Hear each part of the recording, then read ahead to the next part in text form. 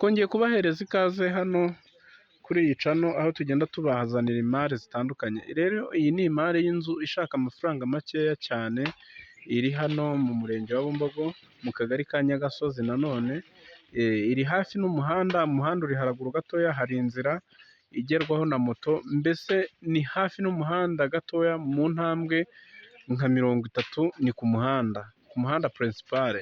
Ni inzu ifite umuriro, murabona ni inzu ifite ibyumba 3 na salo ngari,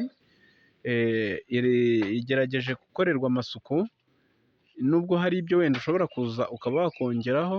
Mu gikari hari ibikoni, yubatse ibikoni, reka tube twahakugeza wenda urebeho ibyo bikoni.